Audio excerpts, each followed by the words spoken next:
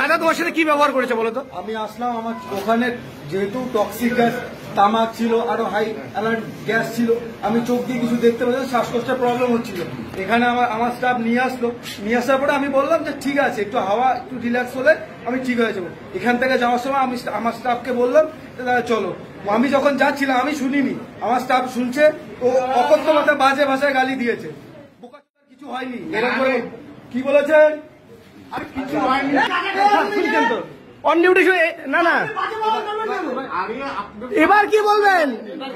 নিজে কথা বলছে, এবার কি বলবেন? এবার কি বলবেন? আপনি কি বলেছেন কি বলেননি? কিছু বলাই হয়নি। আপনারা কোনো খারাপ কথাই বলেন যে আপনার কি আমি খারাপ কথা বলবো? খুলবো ওদিকে সরে যাবো।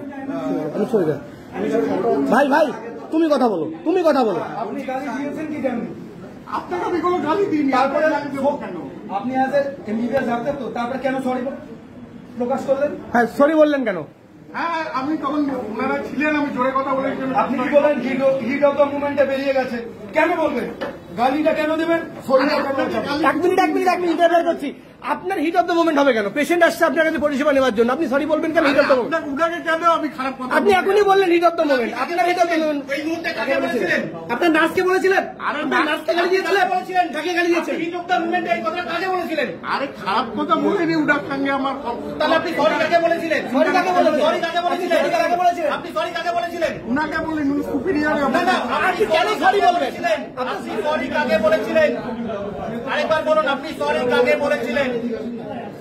আপনি কি দায় আপনি কি দায় স্বীকার করছেন? এত বড় কোনো ঘটনা আপনি কি দায় স্বীকার করছেন? কাকে বলেছিলেন?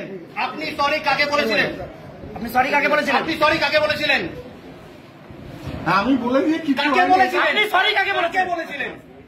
আপনি সরি কাকে বলেছিলেন? আপনি সরি কাকে বলেছেন? আপনি সেটা বলুন, সরি কাকে বলেছেন? বলুন আপনি সরি কাকে বলেছেন? আপনি কি সরি বলেছিলেন? আপনি কি সরি বলেছিলেন? আপনি ভিডিও ক্যামেরায় দেখে নেন। এত আমি সেটা বলছি না, আপনি বলুন আপনি কি সরি বলেছিলেন? Just yes or no. Yes or no. আপনি কি সরি বলেছিলেন? আপনি বলেছেন সাংবাদিকদের নামে কমপ্লেইন করবেন। আপনি শুনেছি। আপনি শুনছেন? শুনেছি। তা ভালো বলেছেন। কি নাম আপনার? কি নাম আপনার? কি নাম? হ্যাঁ ডক্টর আইদাস।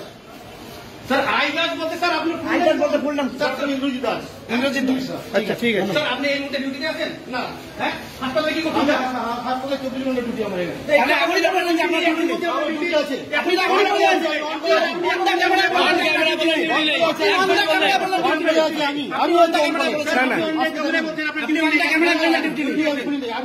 না না আমি বলি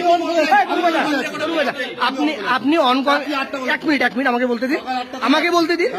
আপনি ফার্স্ট টাইম যখন আপনাকে জিজ্ঞাসা করা হলো ডিউটিতে আসেন, আপনি অন ক্যামেরা বললেন আমি ডিউটিতে নেই। আমি সেটা বুঝতে পারিনি। আমি রাত্রি 8টা সকাল 8টা থেকে তার মানে ডাক্তাররা প্রথমে যেটা বলে সেটা বুঝতে পারে না, পরবর্তীতে বুঝতে পারে। আমি সকাল 8টা থেকে রাত 8টা না, ওটাই ওই একই ডাক্তার আগেও বললো। আমি আপনাদের বলি এই যে কমপ্লেন করবো, আমি বলি ঠিক আছে ছেড়ে দাও। লোকরা আছে ওনাদের নামে যে প্রপার সার্ভিস হয় না, পেশেন্ট নিয়ে আসে, পেশেন্ট ওয়ার্ডে ফেলে রেখে যায়। আপনি 8টা থেকে সকাল 8টা থেকে আপনি একটা এর মাঝে আপনি কোথাও থাকেন? হ্যাঁ আমি থাকি। আপনি অন ডিউটিতে আপনি বাইরে যাচ্ছেন? আমার প্র্যাকটিসিং বসে প্র্যাকটিস করি। আপনি রাত 8টা পর্যন্ত অন ডিউটি আছেন, আবার প্র্যাকটিসে যাচ্ছেন, মানে অন ডিউটি প্র্যাকটিস। অসুস্থ হয়ে পড়েছিলাম, তো এনার আয়ত্তে এসেছি, এখানে চিকিৎসা নিতে আসছি। যে কিছু একটা মনে করো ভেতরটা শুকিয়ে গেছে, এখানে চেক আপ করতে এসেছি। তো এখান থেকে মনে করো আমি ভাবলাম একটু রেস্ট নিলে আমার সুস্থ হয়ে যাবে। এখান থেকে কোনো কিছু দিল না, অকথ্যে শুধু গালিটাই দিল।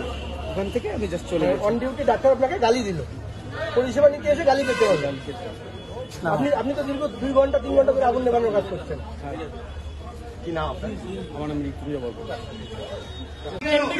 আপনি অন ডিউটি মেডিকেল অফিসার ইমার্জেন্সিতে বসে আছেন, এন্ট্রি করেন নি কেন? সিস্টার এন্ট্রি করলো না, দায় কার? সিস্টারের না আপনার? কার দায়? দায় কার? আপনি নাম এন্ট্রি করে চলে গেলেন। না না, দায় কার? নাম এন্ট্রি করার দায়িত্ব কার? সিস্টারের না আপনার? আমার দায়িত্ব। তাহলে আপনি করেননি? আপনি কেন এন্ট্রি করতে? কেন আপনি নাম এন্ট্রি করেননি? সিস্টার এন্ট্রি করলো না, আপনি না করে কেন চলে গেলেন? তার ভিতরে না করে করে গেল। ভর্তি হতে স্যারেরা ছিলেন। ভর্তি হতে বলছে, কেন ভর্তি আপনি করলেন না? ভর্তি বলছেন, বলবেন না, কথা বলছেন আলাদা আলাদা। কাগজ একবার বললেন আপনি ভর্তি হতে বললেন, একবার বললেন উনি চলে গেছেন, কি হ্যাঁ, বলবেন? ভর্তি হতে বলেছি তো। আপনি একটা পয়েন্টে ভর্তি হতে বলবেন না, আপনি ভর্তি করাবেন, কোনটা ঠিক? আপনি শুধু এটা বলুন যে অন ডিউটি মেডিকেল অফিসার আপনি বসে আছেন। ট্রেনে আমি হাত ধরে ভর্তি করাবো? পেশেন্ট চলে যাবে কেন? পেশেন্ট চিকিৎসার জন্য হাসপাতালে এসেছে, পেশেন্ট চলে যাবে কেন? আপনি তাকে কি দেখেছিলেন? আরে হ্যাঁ দেখেছি। রিপোর্ট কোথায় দেখান? রিপোর্ট দেখান। আপনি কি রিপোর্ট কোথায় দেখেছেন? রিপোর্ট দেখান। আপনি তার চিকিৎসা করেছেন, তার প্রমাণ কি? এক মিনিট তো নয়, আপনি চিকিৎসা করেছেন, দেখেছেন, রিপোর্ট দেখান। রিপোর্ট দেখান। অন ক্যামেরা রিপোর্ট দেখান। আপনি রিপোর্ট দেখাবেন। আপনার আপনি রিপোর্ট দেখান, নতুবা আপনি দায় স্বীকার করুন যে আমি এটা অন্যায় করেছি। তো আমি ওনাকে দেখছি। আপনি বলেন চিকিৎসা করেছেন, চিকিৎসা করেন, তার নাম সিস্টারকে ডাকুন, যে এন্ট্রি করেনি তাকে ডাকুন। আপনাকে হয় বলতে হবে যে আমি ভুল করেছি, তার দায় আমার। আরে আমি ভুল করেছি যে ওনার সামনে হ্যাঁ, আপনি তো এখনই বললেন যে আপনি বলছেন না করেননি, আবার বলছেন চিকিৎসা করছেন। চিকিৎসা কিভাবে হয়? উনি তো চলে গেলেন। কেন সে চলে গেল? আগুন নেভাচ্ছিলেন জীবনবাজি রেখে, তাদের মধ্যে একজন অসুস্থ হয়ে দিনাটা মহকুমা হাসপাতালে চিকিৎসা নিতে আসে। অভিযোগ ওঠে সেই সময় ইমার্জেন্সিতে ছিলেন ডাক্তার দেবজিৎ ভৌমিক সম্ভবত। তিনি সেই দমকল কর্মী চিকিৎসা না করে তার সঙ্গে দুর্ব্যবহার করে তাকে তাড়িয়ে দেয়। আর সেই খবর শুনে সাংবাদিকরা যখন তাকে জিজ্ঞাসা করে, অপর এক চিকিৎসক ইন্দ্রজিৎ দাস তিনি সাংবাদিকদের ক্যামেরার সামনে সাংবাদিকদের হুমকি দেন। কি বলবেন এই বিষয়ে?